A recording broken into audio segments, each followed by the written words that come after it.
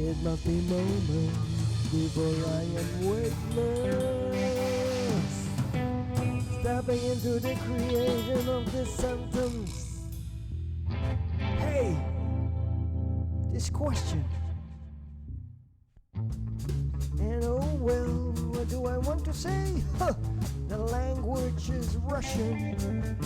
And how I wish I could speak every language as if it was my mother language. Huh. You are talking about hundreds of different languages. We are not data's magical super androids that need a big floppy disk to learn all these languages. So I remain in the meager speaking of French, and that brings me to saying all these things. And I continue, I swear to God, I continue, I should be stopping. And stepping continues in its mouth trembling, written like a mouth trembling voice. Oh yes, how can I have that beautiful handwriting, and here I make that special evidence see. This writing is done with more concentration and deeper intensity. But do we say this is beautiful? No. So I go into even deeper concentration. And see here, this is even more deeper. And how deep can I go?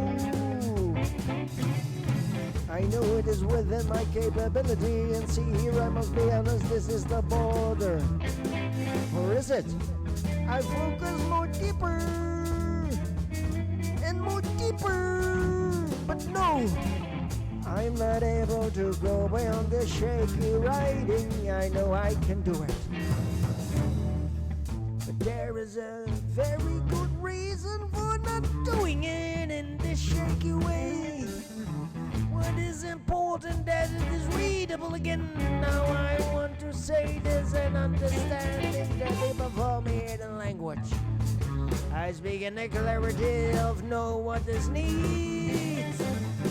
When it is to be told, what are we telling? Well, what are all these feelings about? Oh, that has no approval.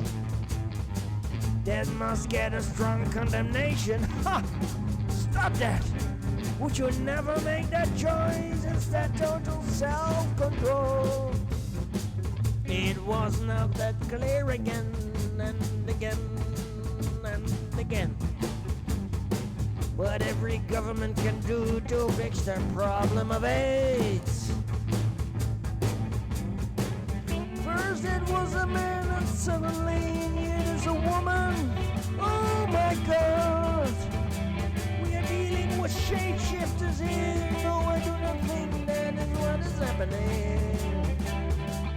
I can satisfactorily explain what is happening. There are two different locations, and so it is that moment or this moment, and we cannot see both at the same time. If you make them transparent, you can see them both.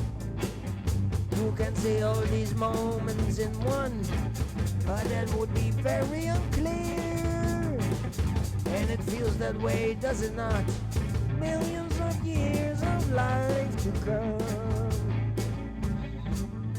Maybe even billions of years of life to come to take place on this planet. But we did something wrong. Oh! My God! A virus! I have seen that film with Morgan Freeman, oh my God! Look, we were not able to deal with it. It killed all the humans of Ebola. 100 times more aggressive. And that was the end of us. Pen a right, that does not make it happy. It certainly does not. The moon, I have nothing to say. Alright, be creative. Now let those words spiral out of you. Because you know you are creative. And you want to say all these things. And there is nothing that limits you in saying things. Go beyond it, say I'm free and I can say whatever I want. into this logic, and nothing is stopping me. I can talk about it.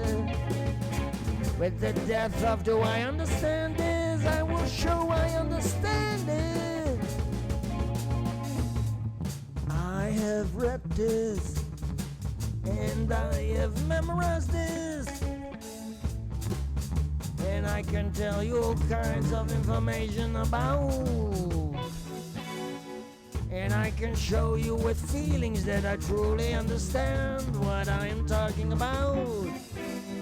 Not that I'm reproducing like a fax machine what I have read, but that I really understand what I am saying. And so I continue to say what I say. Well, what am I telling? Well, for those who listen, what do you understand? What do you know yourself? That is very important to know.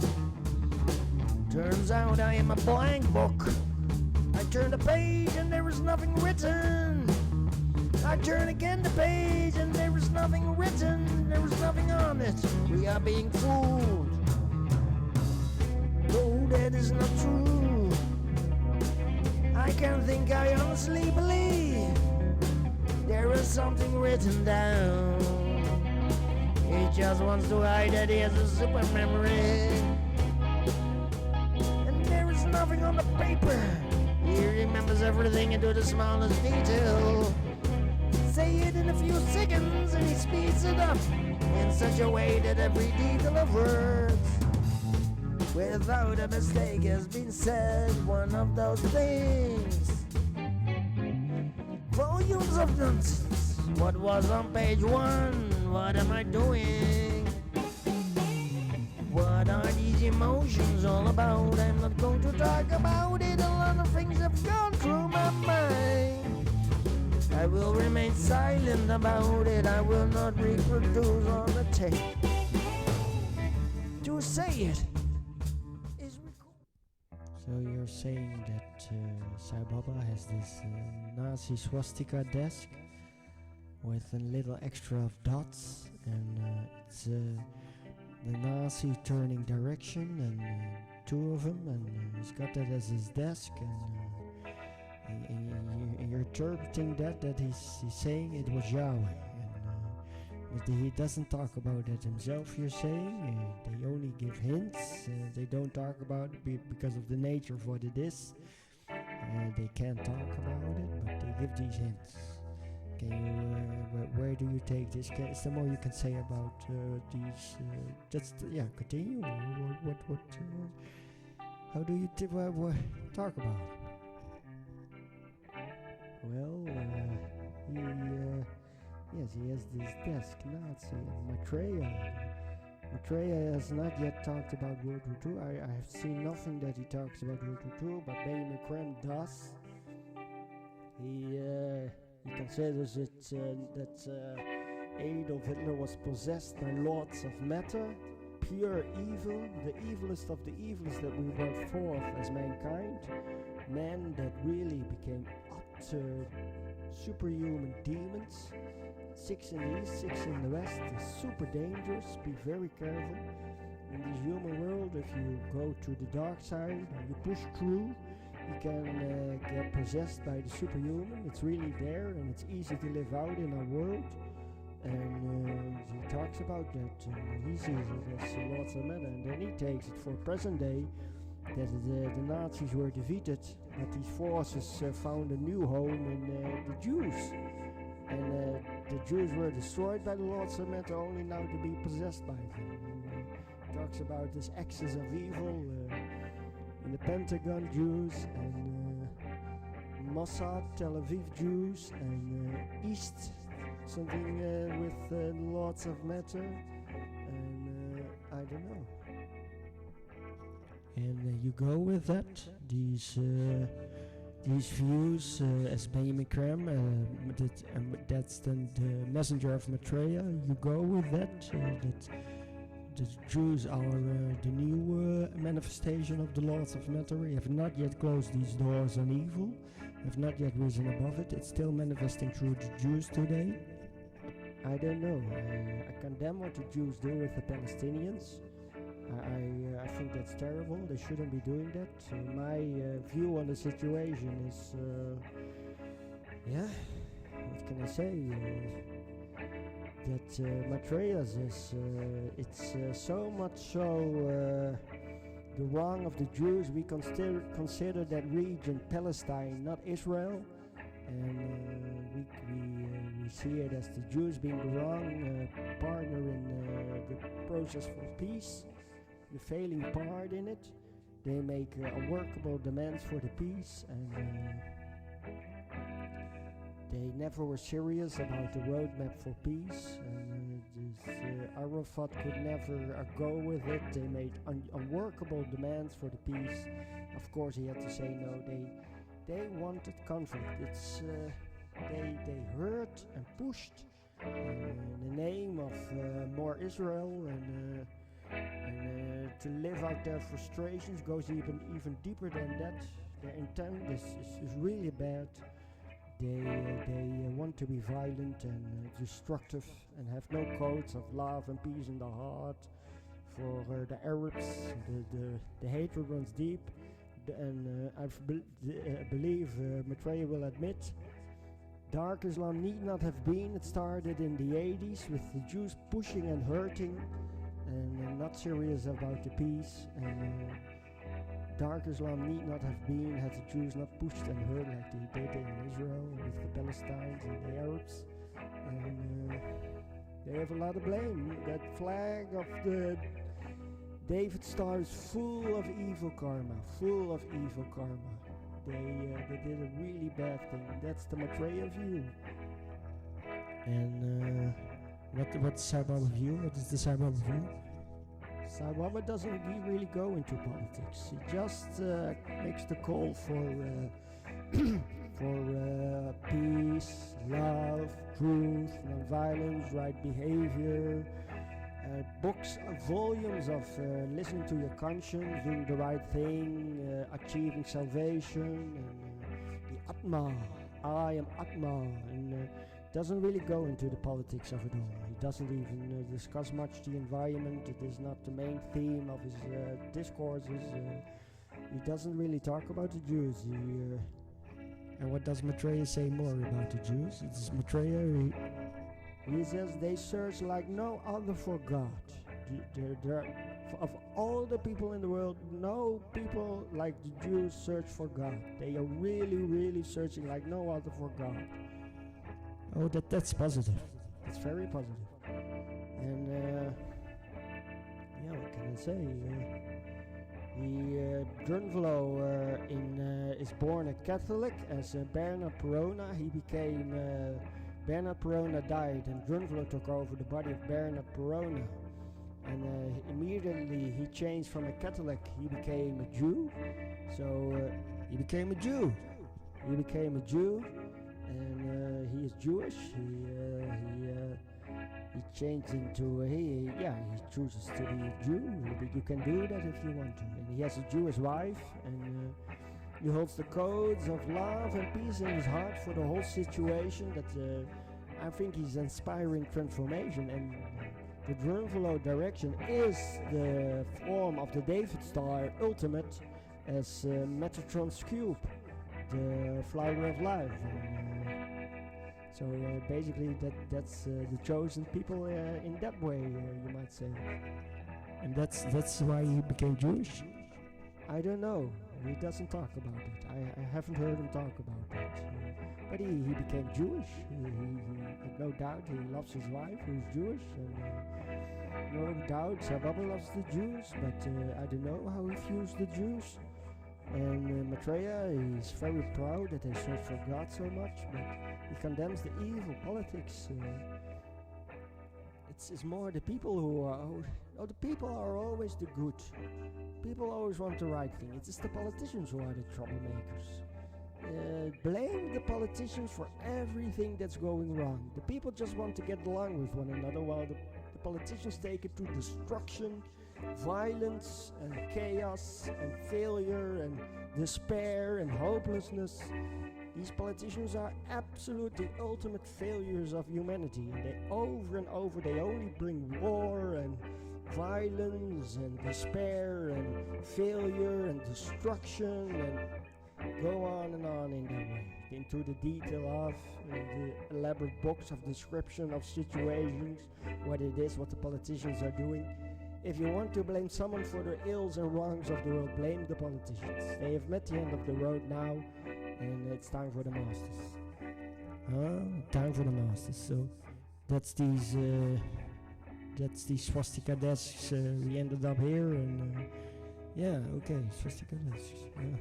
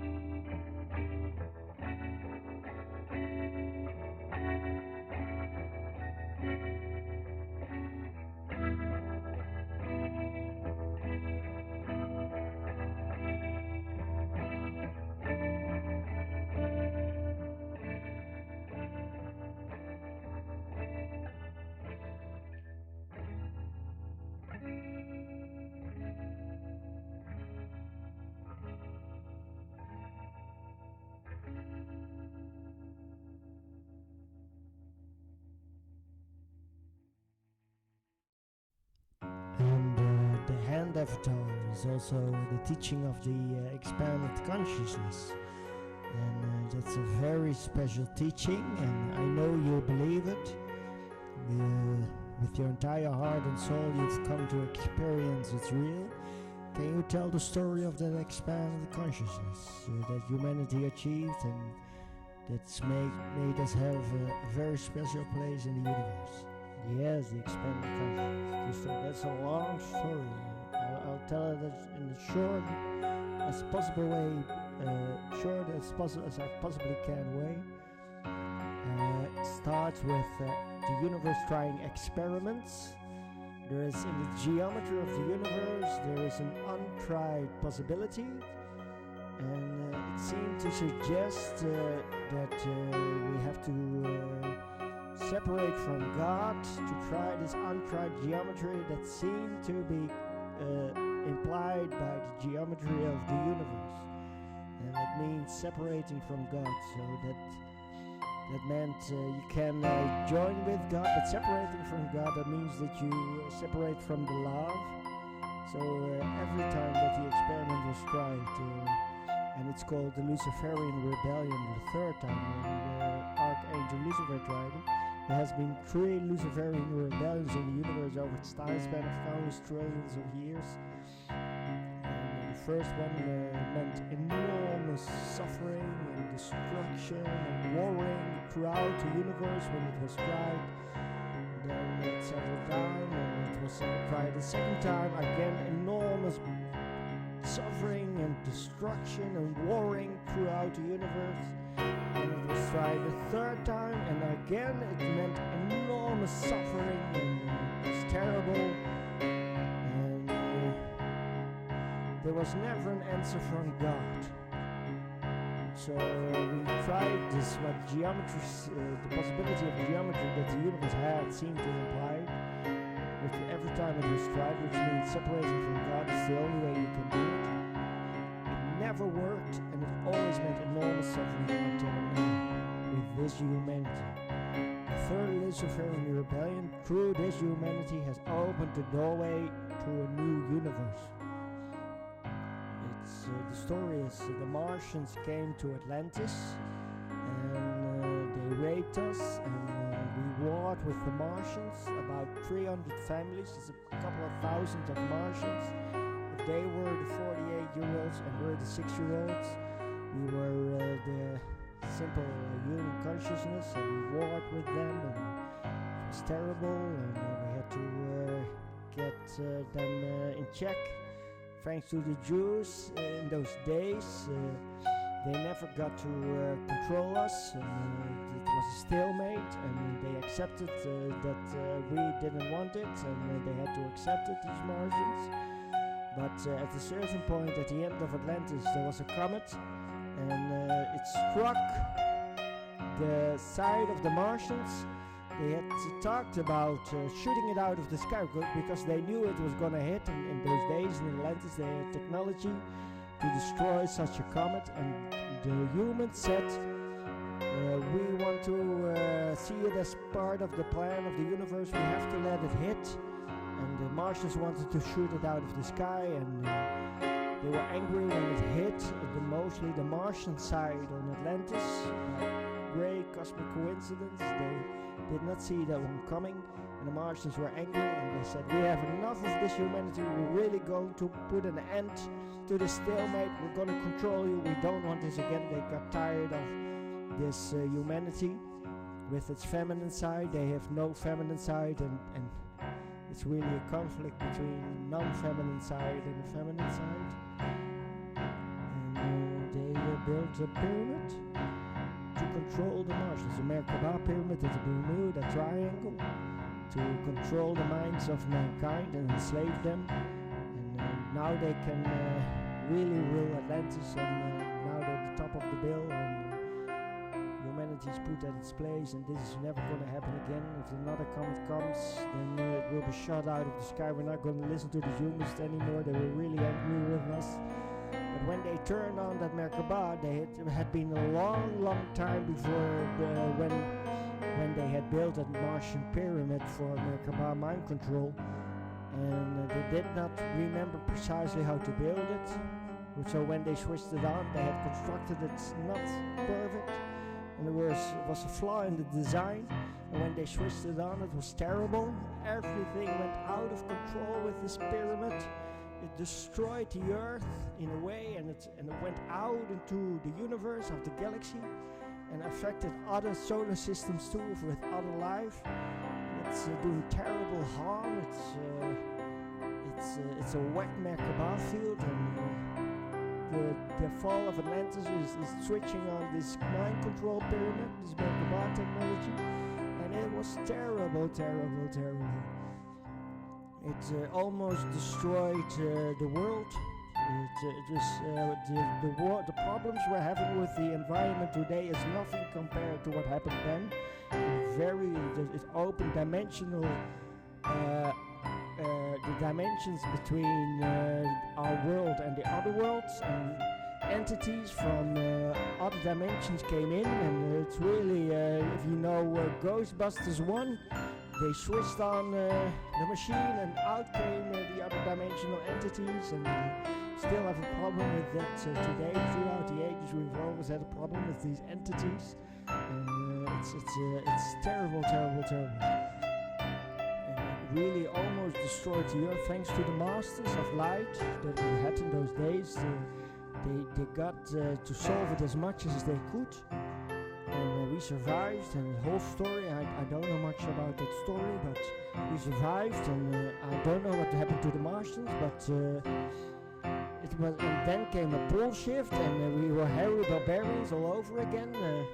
We really fell from the great height of Atlantis to primitive barbarians all over again, and we could try, and we lost the Christ consciousness grid. It got destroyed, and it was terrible, and we moved from our heart into our brain, and that was an error of the worst kind ever. We started to develop ego, and we lost the ability to be breatharians. We lost our Merkaba. It was really terrible. And we could start all over again. And then Martians started building the geomancy pyramid structures, the temples and the churches and ancient buildings throughout the thousands of years to re-establish humanity in its rightful place in the galaxy where we had been before, rise up from the fall in the shortest moment possible, as fast as we could. It was allowed by the Galactic Council. We were allowed to do so. Normally, if you just develop it naturally and nothing like this has happened, you must take the long road, and it takes many hundreds of thousands of years. But since we already had achieved it, we were allowed to do it in a very quick moment, in a couple of thousands of years, and it's been 16,000 years now since we've been trying with geomancy to remember where we were in Atlantis. And it's a fascinating story. These temples and the Great Pyramid, and they all point to the Great Pyramid, and they're designed, built over a time span of thousands of years all over the world, many cultures, separated by oceans and time, and it all works together and is oriented on the Great Pyramid, and that's the central point. That beautiful geomancy to re-establish the Christ consciousness grid, and we rose up. But the unfortunate thing is, the sun was going to change from a hydrogen sun into a carbon sun in 1972, and we weren't ready for that.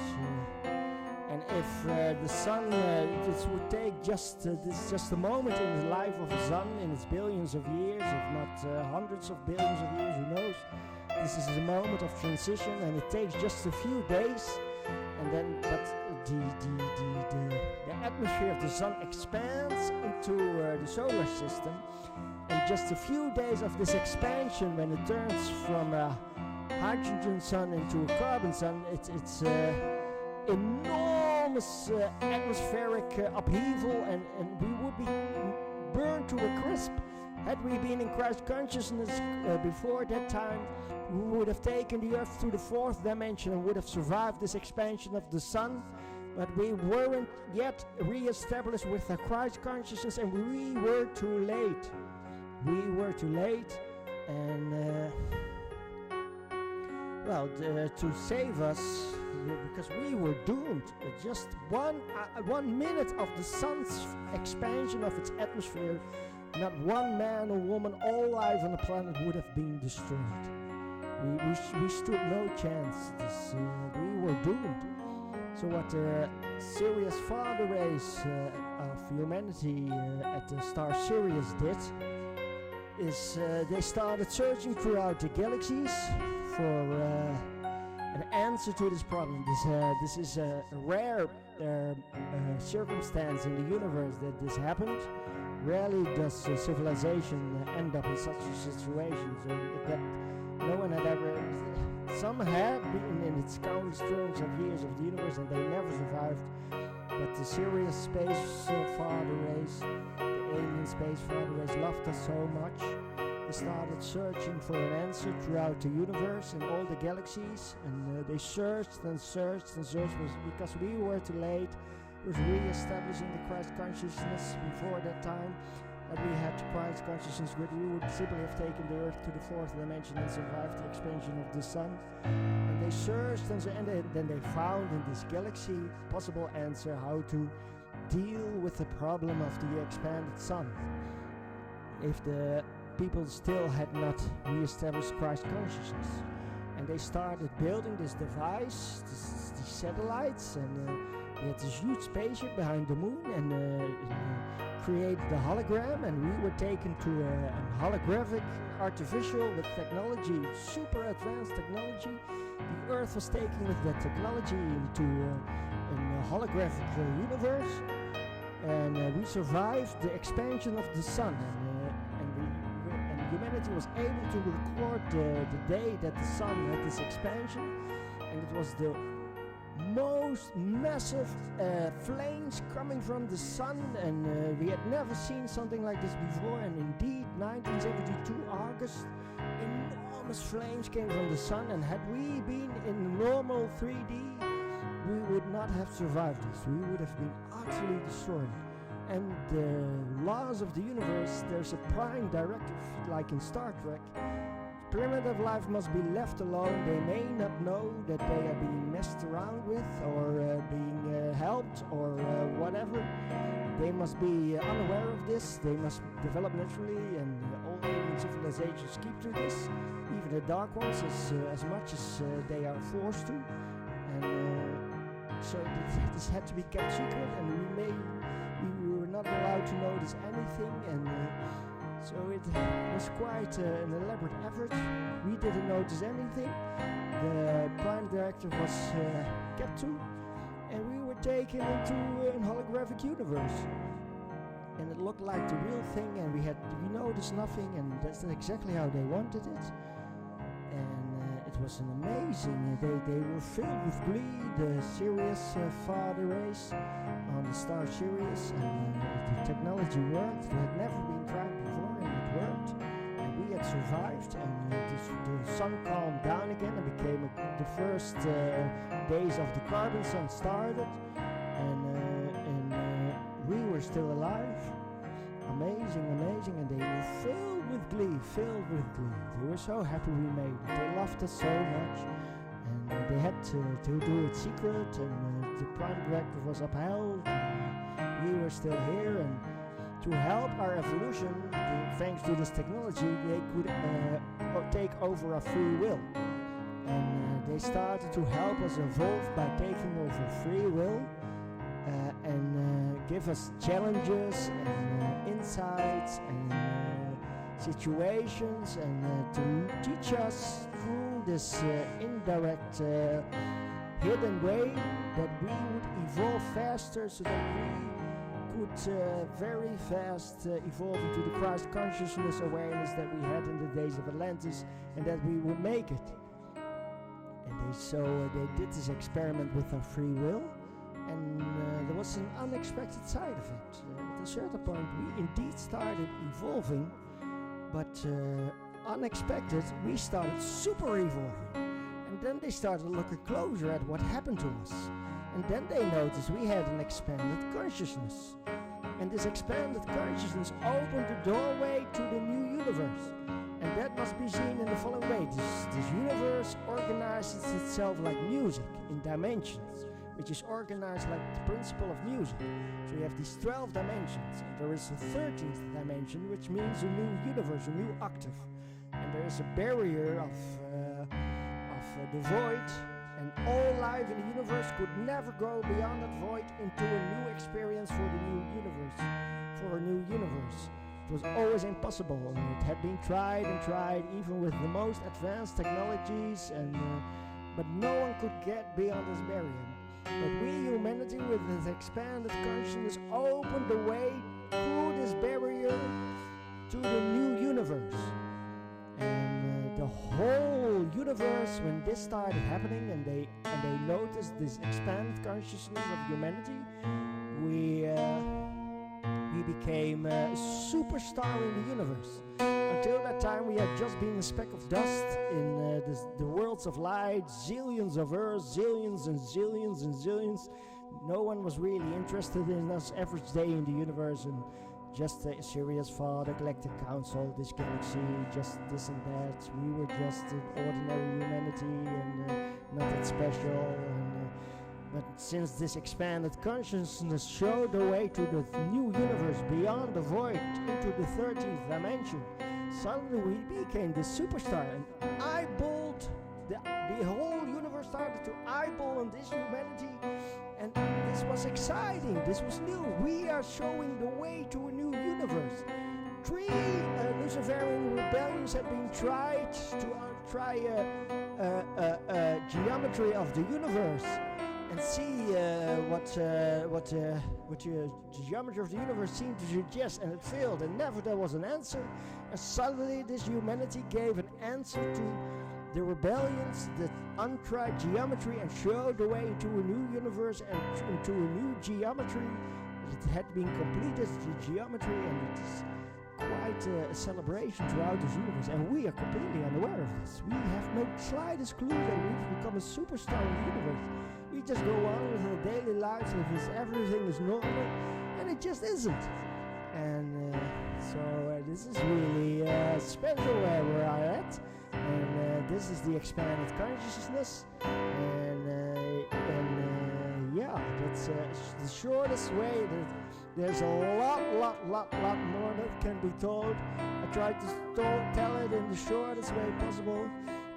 But we are an expanded consciousness. We're showing the way to a new universe. We're a superstar in the whole universe. And we're gonna, through this humanity, we're going to experience for all life in this universe, a new universe. And there's a lot more that can be told. But maybe we'll talk after this a little bit more what can be said about this new universe and what that means for life in this universe, the good and the evil, the darkness and light, and what this means for this humanity, what we can expect with the future, and what responsibility we have with this expanded consciousness, and quite a story. Okay. Expanded consciousness. Okay. No. We'll see.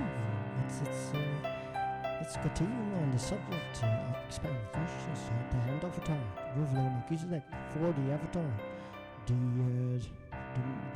master of the universe, helping the masters of the earth. And, okay, expanded consciousness. Thank you.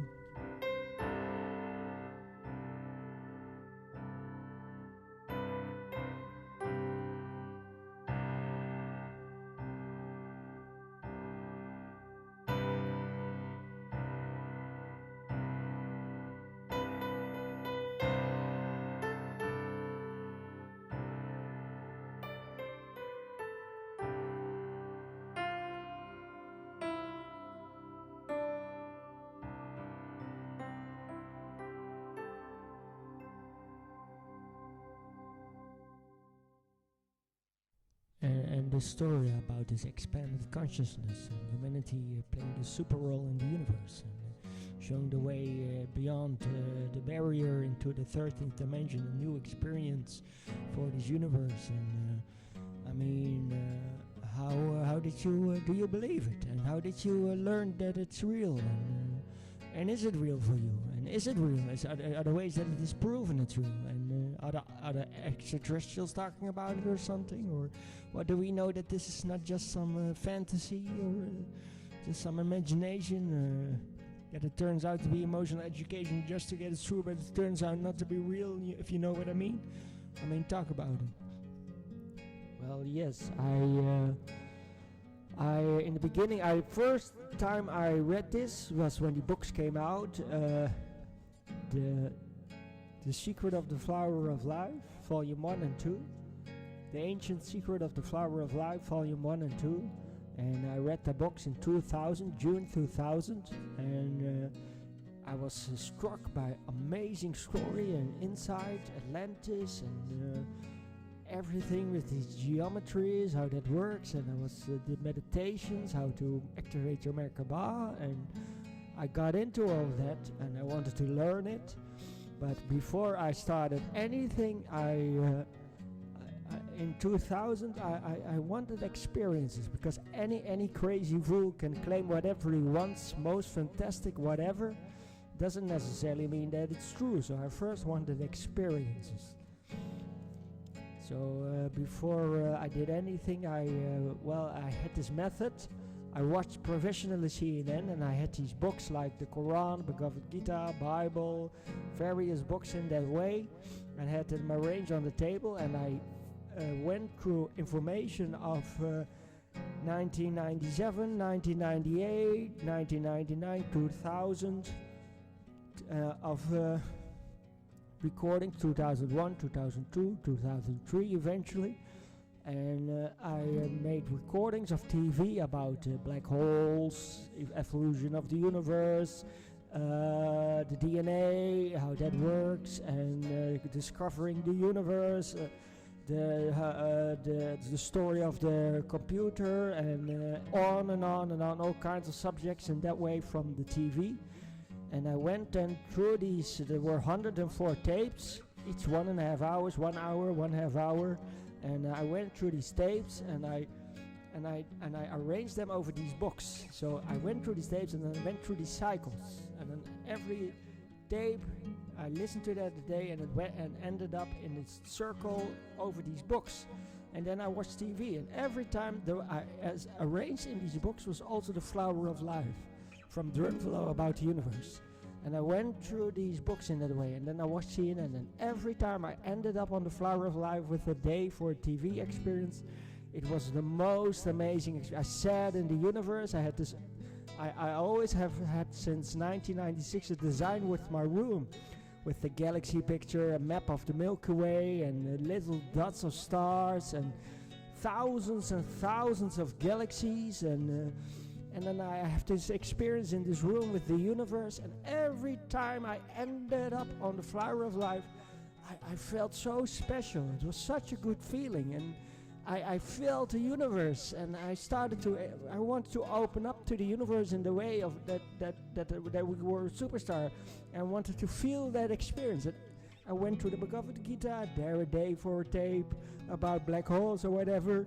Then the next day the Bible, and then about the form of discovering the form of the Milky Way, and then the next day the Bible, Bhagavad Gita, on, and then last day Flower of Life, and then perhaps about ancient Egypt, a documentary on tape, and it was such an amazing experience. And I thought, this is real. I'm really feeling the universe. I don't think this is my imagination. The whole universe. It was like they were. Yeah, it's like the whole universe was cheering every time it ended up on the Flower of Life with the tape, and that the whole universe was, like a crowd of people, and they were cheering and woo, that sounds, and it was amazing. So I thought, okay, maybe this is real. Then the experience got so good. In 2005 I started with the meditation. I thought, okay, this is real. This is real. It took me 5 years before I got over that hurdle of nonsense. Cannot be true. It is too good to be true.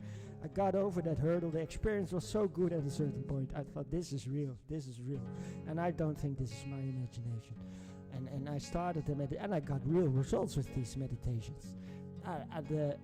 It is the story of the Merkaba is a little bit different than what you might think with these meditations.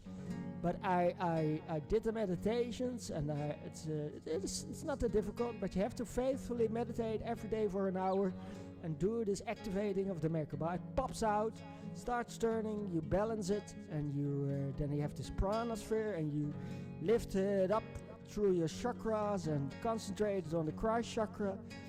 And as a result of that, of having this Merkaba, and there's actually more I have to say. It isn't quite how it went. I believe I had a spontaneous activation of my Merkaba in 1996, but I want to tell that at a different time. I started to notice I don't have to eat.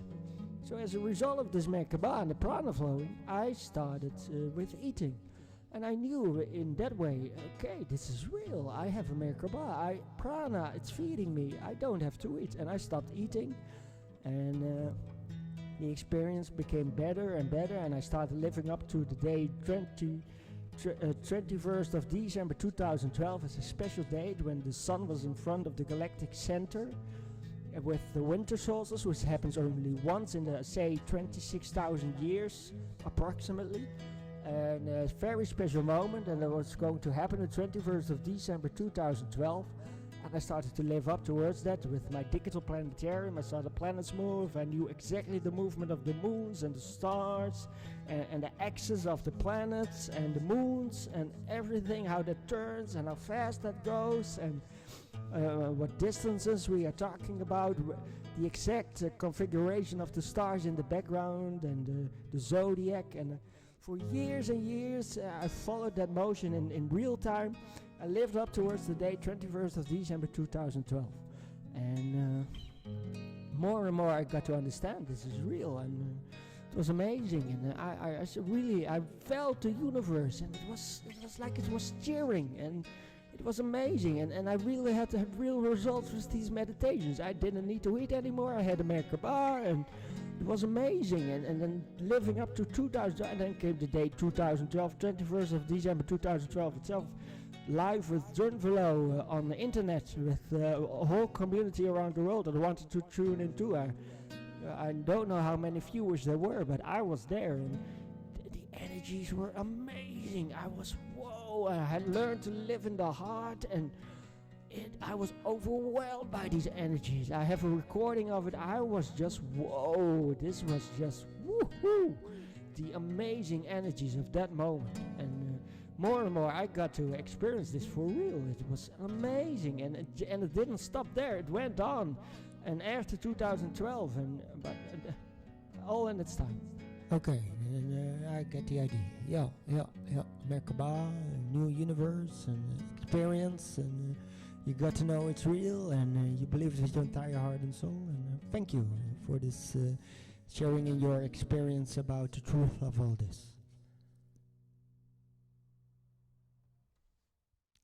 And what is the story after 21st of December 2012? What are your insights on the expanded consciousness, and what is the story with Drunvelo Melchizedek, and tell us about it. Well, after 2012, there was an expectation by Drunvelo given that before 2016 the Earth would pole shift, and we would have to go third dimensional into fourth dimensional, and you better be able to ascend. That's the best way to do it, and then it will be easy and good and a beautiful experience. And he said it's okay if you just die because of the massive earthquake that the world will be, that the building falls on top of you. That's perfectly okay if you just die in that way. Will be even better if you have a Merkaba and you are able to resurrect in the fourth dimension. That is even better, but doing your best, and this will be only the select few who are able to achieve this, is Ascension. That you take your body with you into the fourth dimension. You've got 3 weeks of time after the magnetic field has collapsed, and then you take your body with you into the fourth dimension. And well, we now know, we're talking now, this recording is being made 2025. Before 2016, that did not happen. Indeed, that did not happen. In all this Mother Earth decides, there would be a red star. That also did not happen. And well, the story there is probably what Drunvelo is we're dreaming this reality. We've went in 1998 from the pole shift happened, and Mother Earth did something. She took us into the fourth dimension, erased the memory of the end of the world in the third dimension in 1998 by a pole shift. She's recreating the third dimension in the fourth dimension as if it looks like the third dimension. And it is a dream world, and she's dreaming it for us. This has rarely happened in the universe, but it has happened before.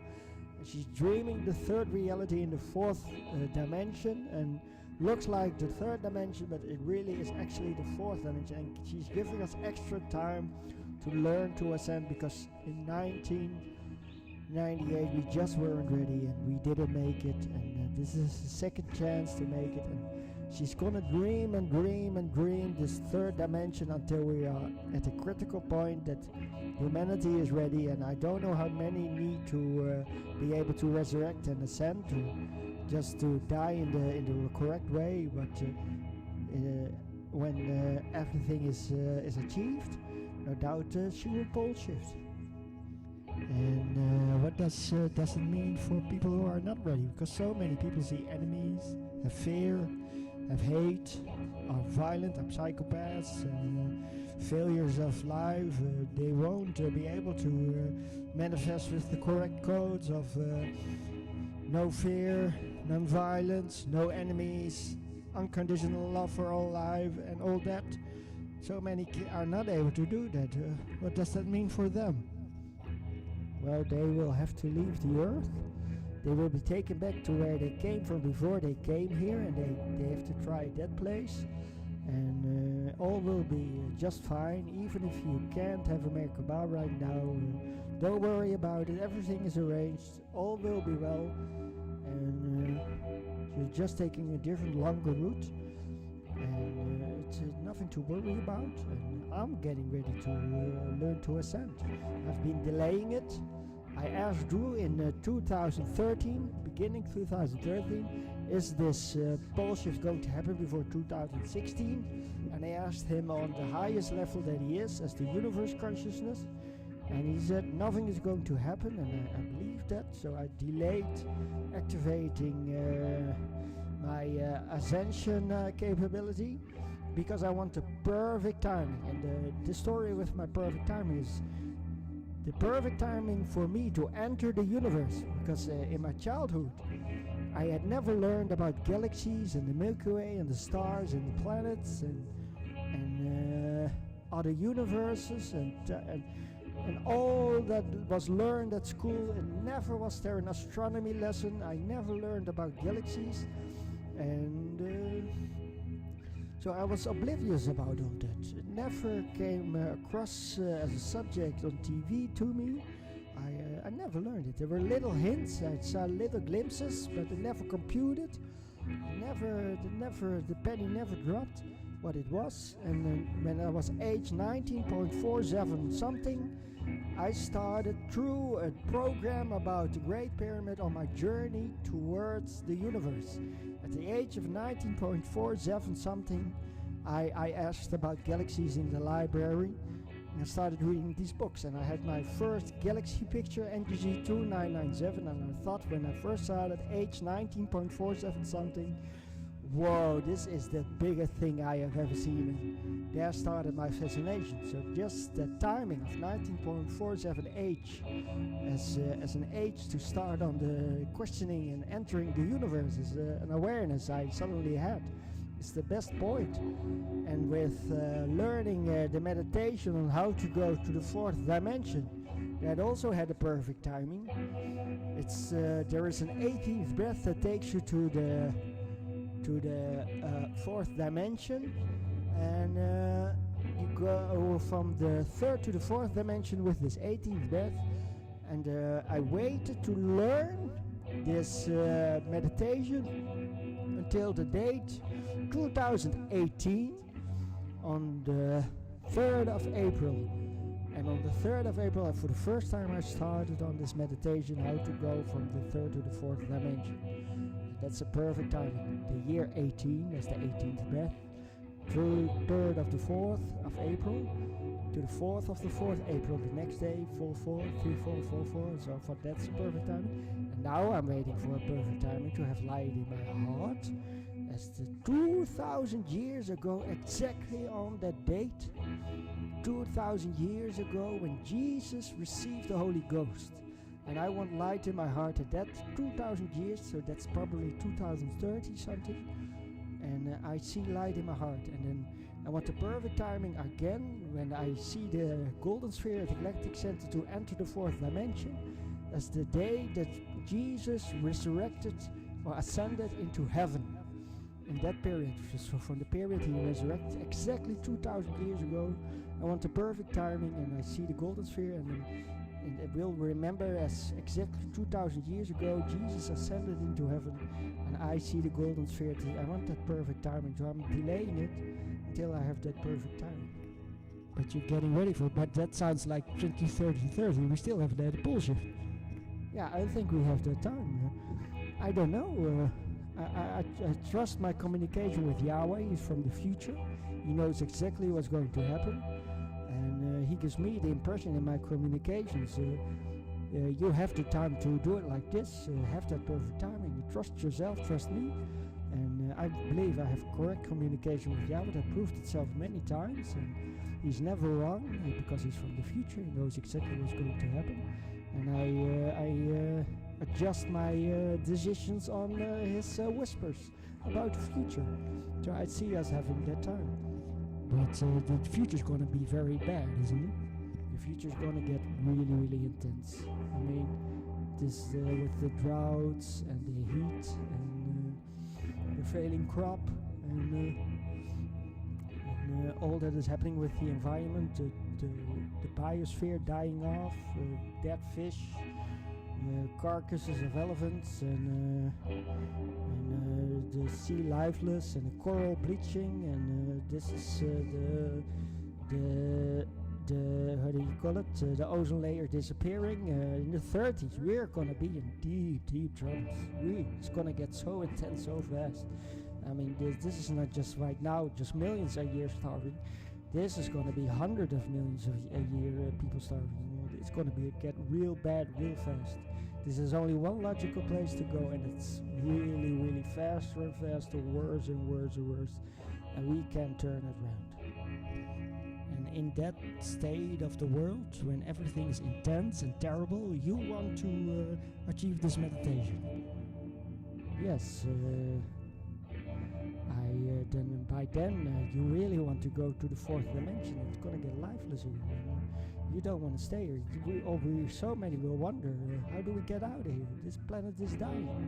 It's falling apart. We can't stay here. And then you will be a teacher of how to go to the fourth dimension. I will be a teacher how to go to the fourth dimension. I will achieve it myself. Exact timing. I think we have that time, so I'm delaying my awakening the illuminated heart and seeing the golden sphere, the galactic center, through the center of Mother Earth, that you know how to ascend into the fourth dimension and take your body with you, the best way to go. And I'm delaying that. I want the perfect timing. 2,000 years ago, Jesus. It's a prophecy. Okay, yeah, that's very interesting. Beautiful. Thank you. You're welcome.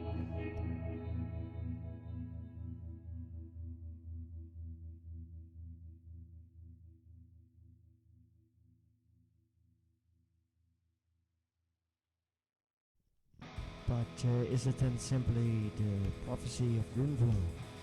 And we are going to destroy the world. And in a couple of years it will be hopeless. And we really want to leave this place. I mean, is that what he's saying? That that's the future? What is he saying about the future in the way? Because that's a pretty bleak image of the future. It's gonna, I mean, I understand that you've got only one logical place to go, worse and worse and worse, until it's hopeless and lifeless. And it's probably 50 to 100 years, probably 50 as it is right now, that there are no more humans. But is that the prophecy of Drunvalo? Well, what Drunvalo has to say about this, he hopes we are going to super evolve. We have to do for that what normally takes 100 years in our current development. We have to do that in 2 years to get this right. What normally takes 100 years, we have to do in 2 years to get right again. And probably we will. It's the future, and it's not that we mess up this planet as disharmonious as we are, and then move to the next world or the next dimension and then mess it up there, disharmonious as we are. But we are going to change.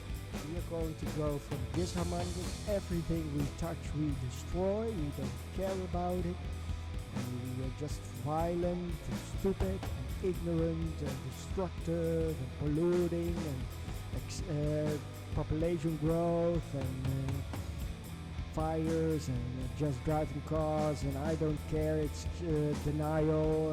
We overcome all that. We start super evolving, we start indeed doing what normally takes 100 years in 2 years altogether. We make a 45 degree turn with the squares and circles of consciousness, and we become harmonious, and we fix this place, and we have these superpowers, and the masters are gonna step in, and the universe is gonna step in, and basically we become these harmonious people, and suddenly we start caring, and instead of touching everything and destroying everything, it's just touching it. We start healing and repairing and building and harmonious together, working together, moving about together, this medical transformation because of this turn of consciousness, and we move into a good future, and we no longer destroy anything. We start to heal everything, and that's basically what he's saying. And do you think that will happen? Or do you see this happening? Because for the moment there, you gave a pretty darn bleak future. And I have to agree, it's going so fast, so long, and we're doing nothing. And it's gonna get only worse, and it's happening so fast with these fires and these droughts and these heat patterns, and it's so scary. But you say it's gonna turn out just fine. How will the story exactly unfold? Well, the most important thing you need to prevent right now is probably an ice age. It could go the opposite way, that it becomes a heat house, and that would be worse. But the Merkaba people developed the power of materialization, and that I see these Merkaba people with their powers, superpowers, walking through the forests in the world and materializing minerals in the ground. They wave their hand, and the minerals appear in the ground. What normally takes an ice age to create these minerals, which would take 90,000 years of ice moving over the rock to create these crushed minerals that can help the trees exist. We do it ourselves, and we prevent an ice age, and there won't be a heat house, there won't be a second Venus orbiting the first, and we stop polluting the earth, we change our technologies, and we no longer have this industry, and complete transformation of the world. And we have these superpowers. We heal the ozone layer, perhaps, because without the ozone layer, you'll go blind just a short moment outside, and your skin cancer would be bad. Life cannot exist without the ozone layer, and it's disappearing. And you're gonna turn that around with these superpowers and the Merkaba powers. Yeah, it's very beautiful. Already I'm trying to materialize. Every day I try to perform a miracle of materialization, and I hope eventually I figure out how this happens. And I see myself just as much as all these other Merkaba people walking through the forest, materializing minerals in the ground, so the trees don't go sick and weak, and don't go up in flames by countless millions of hectares just up in flames. And it takes 50 to 60 years before it's return to something normal as a forest again, and it's all going up in flames in no time. Before that is alright again. There will be no forest left, so minerals in the ground is very important. And with this world perfect, if that happens and we turn it around, that a hopeless situation right now, we would be doomed if we're disharmonious and stayed away. What do we do to become harmonious? Work on the love, work on the character, really be honest of mind, sincere of spirit, detached, try to achieve a faultless character, don't be a curse for the future, every act you do is a blessing for the future, have compassion for the forlorn, for the suffering, for the hungering, want sharing in the world, that the nations work together on moving about together on nothing but love, peace. We all speak the truth and live the truth, and to our own hearts we tell the truth. We no longer lie to our own hearts about what is happening, and we face up to what is happening, and we just you have to meditate and find this inner world, because there's this inner technology that you have, and you must make this 45-degree turn, and we do it all together. At a certain point we make this jump, and we're at a good place, from something very disharmonious to something most harmonious. And just work on the love, work hard on the love everybody without a trace of selfishness, things like that. All these quotes you can embody, and that helps. And Dream of world peace. Pray every day from your heart. Move the spirit to the heart. Be in the right place. If you can do the Merkaba meditation, learn the Merkaba meditation. Achieve a Merkaba, and all will be better if you're here in that way, and all will be better then. And yeah, it's basically all that you can do. And then it will be good. Okay, so focus for a moment. That was really a bleak picture you gave. Hundreds of millions starving every year at a certain point.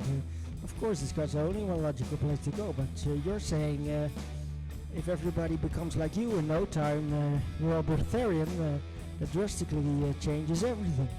Yes, you won't starve if you are a breatharian. You don't need food. You live off the prana, the light body feeds you, the cosmic energy of life force in the universe. And then it's, if everybody does that, then it's a completely different picture of starvation. But to achieve that, we have to do what normally takes 100 years of human development. We have to do that in 2 years. And we work at that rate of work. We have to work very hard.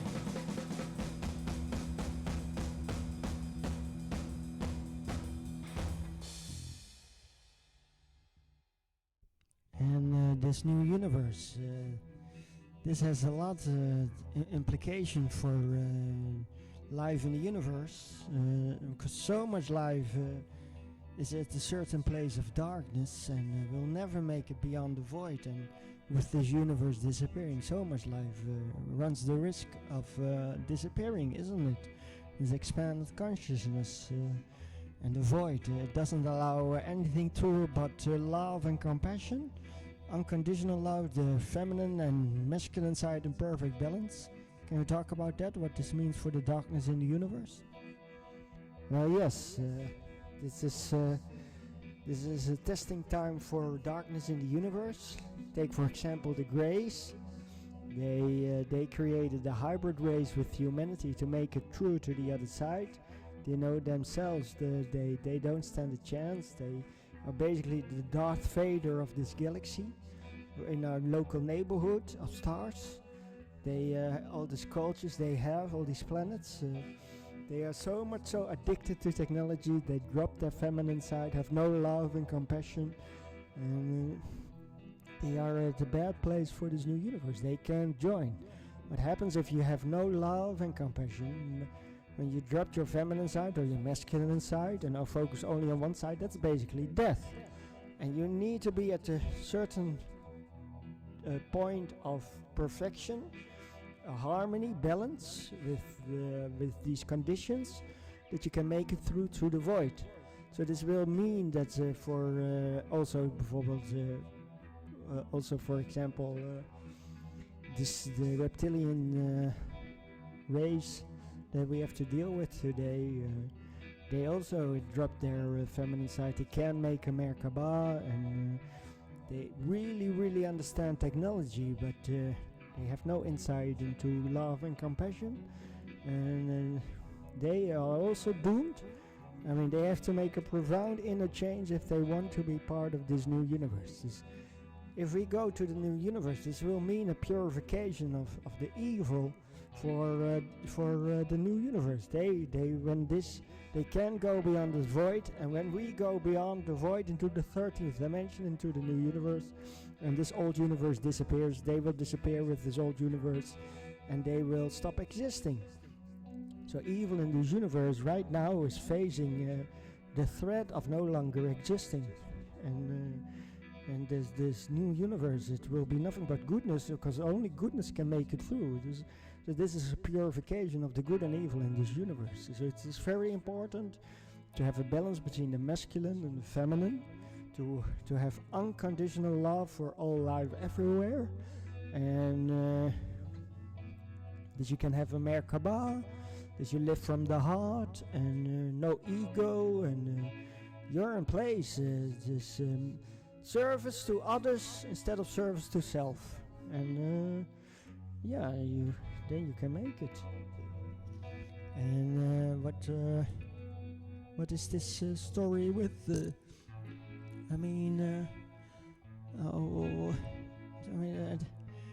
that's quite hard. I mean, that's brutally hard. Yeah, but it is that's how it's set up. They have to live by these laws. They will stop existing. So much life will be with the spirit, which is eternal and can never be destroyed. It will be somehow recycled or something. And the greys and reptilians and all life that is like that, they will simply stop existing. And when we go into the new universe, they face an existential threat of the worst kind. And that's the beauty of this creation. God created heaven and hell. And if you do good, you go to heaven. If you do bad, you go to hell. But this whole reality is enormously good-natured. It's so good-natured. If you saw it as the Master sees it, as Maitreya sees it, as Sai Baba sees it, as Drunvalo sees it, as the Master of the universe, you see something so good-natured. There is nothing wrong in this universe. God never makes a mistake. He made it good and beautiful. It's nothing but love, and the love has no opposite. And don't go into the illusion of fear and ego and selfishness and destructive and manipulating, and see nothing but the love. There is nothing but love. Duality consciousness is an illusion, and the worst hell he has created is that you simply stop existing. So for the soul, the self, the worst doom and gloom hell you can face, and God has set it up so beautifully good-natured, the worst hell you can face is that you simply stop existing.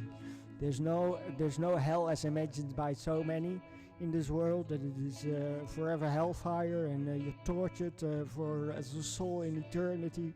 That's not how this reality is set up.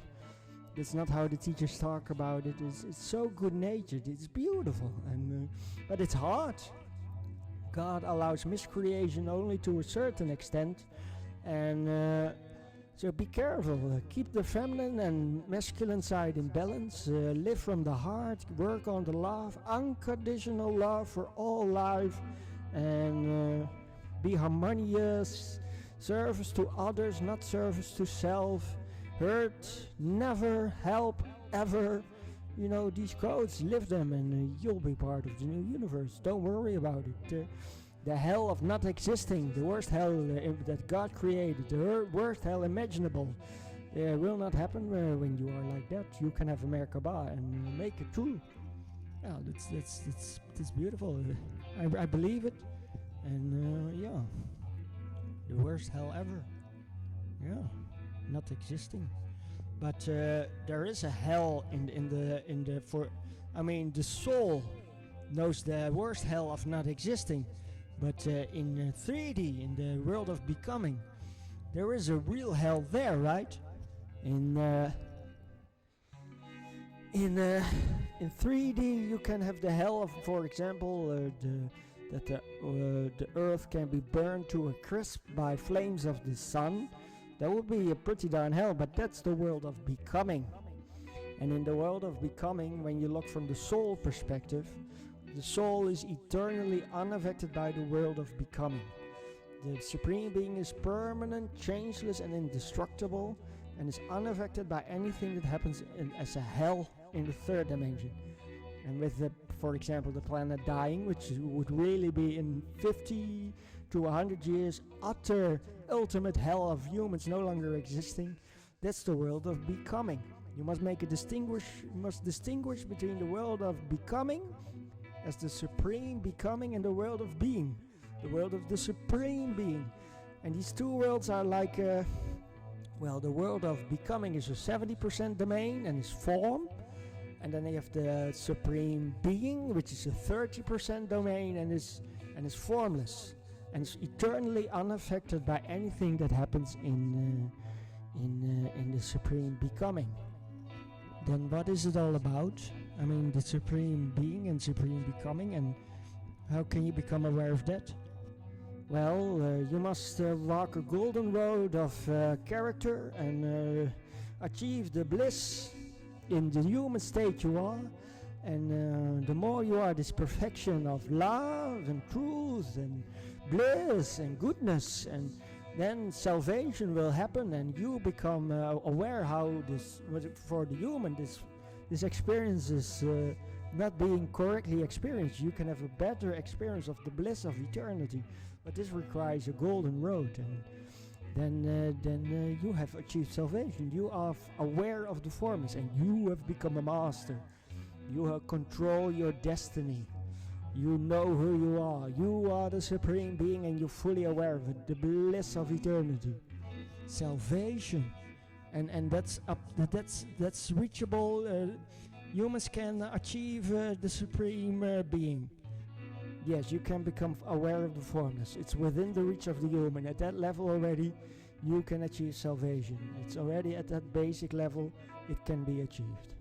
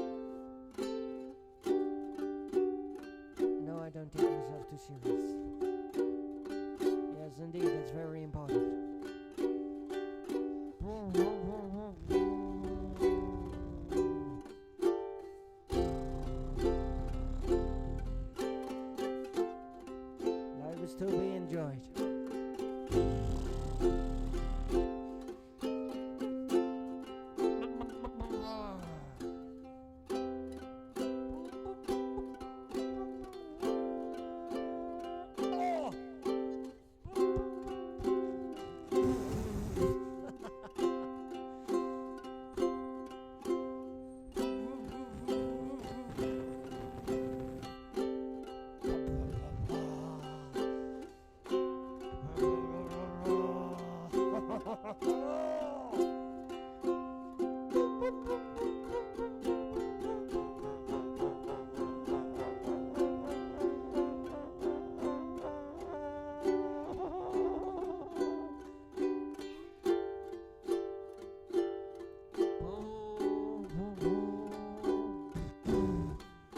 new universe.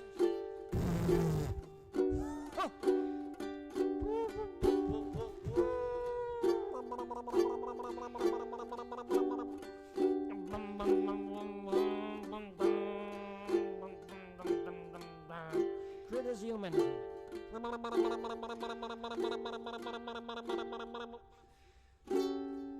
Yes, indeed.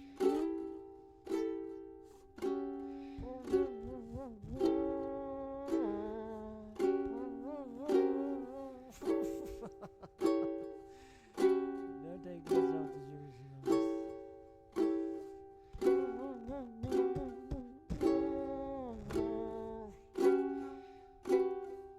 Be like a child.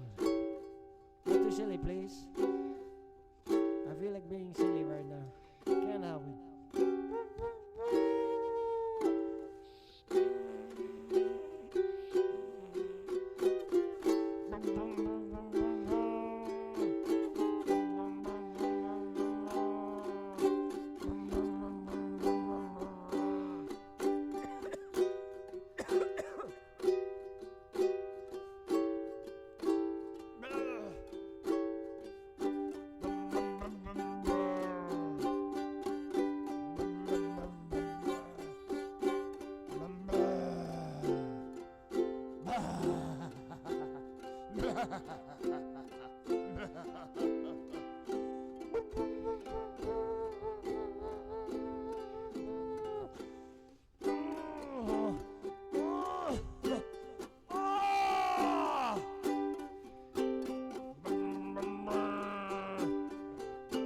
Get all these choices.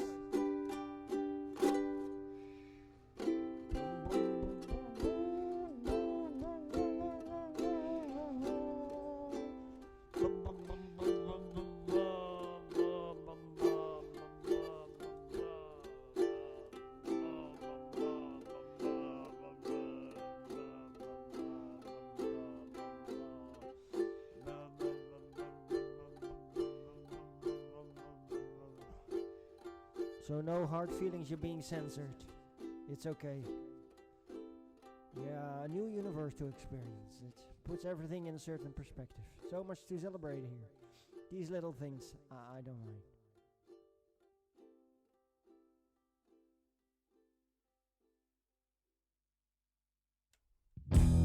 When will the first humans walk on Mars? When will they be asked the pictures with the subject Mars? On the wall frames with planets in it, and the pharaohs of ancient Egypt, and the monuments on Mars, the subject space, and intelligent are framed on the wall and making a map of the heavens, the route map of the stars, and Milky Way made in such a way that each constellation is made in the form of its area. The effect being that the sides do not touch one another on all sides, like a football being cut open. Only one side will touch another side, while the other sides move away from each other. Glow in the dark stars, glued onto the ceiling in the form of the temples in Cambodia. Head and core. And in the other room in the form of the Aquarius constellation. And they do glow in the dark, and the yellow circle being the sun, showing with a tiny earth on it the difference in size between earth and sun. A papyrus with the young symbol from the tomb of Tutankhamun in all its detail. I see the room every time, speaking the thought that I have, being the cocoon in which I make the surge, to find the answer of it all. And the question is, will I find the answer? Will we ever find the answer? During my generation, or will it remain separate? Pieces of a puzzle unable to put them together. To have the overview that gives the answer. Taking the map of the heavens, 88 constellations, small areas and big areas. Stars occupying the sky. What we see in the night.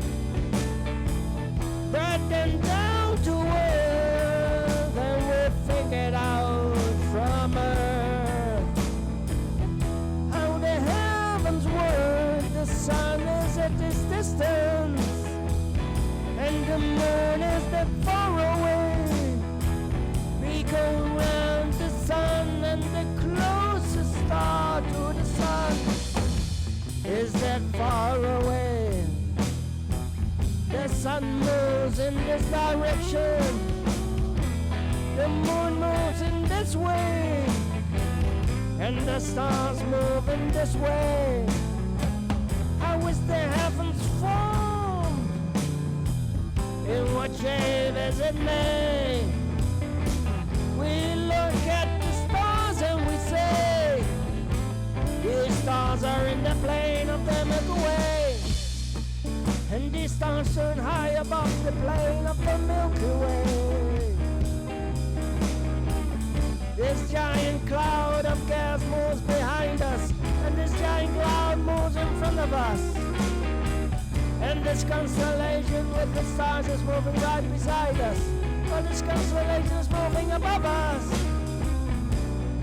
going round in the spiral arms, around our own galactic center. And we ask, do we have a ball, or is it a spiral? Seems that we have a ball, and more than two arms. We are located with the sun between two arms, in a structure that is estimated to have 100 to 400 billion stars. But it is my guess that there are even more stars. Maybe the galaxy consists of 1,000 billion stars.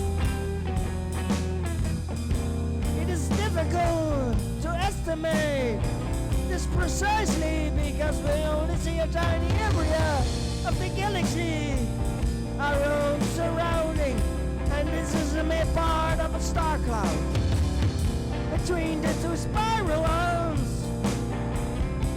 And through this star cloud, the sight upon the entire galaxy is impossible. And no way that we have a supersonic spirit for that.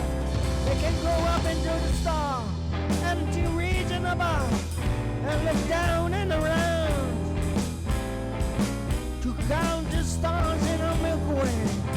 Being there where one can see all the stars now. We cannot do that. We cannot even go to the moon this very day.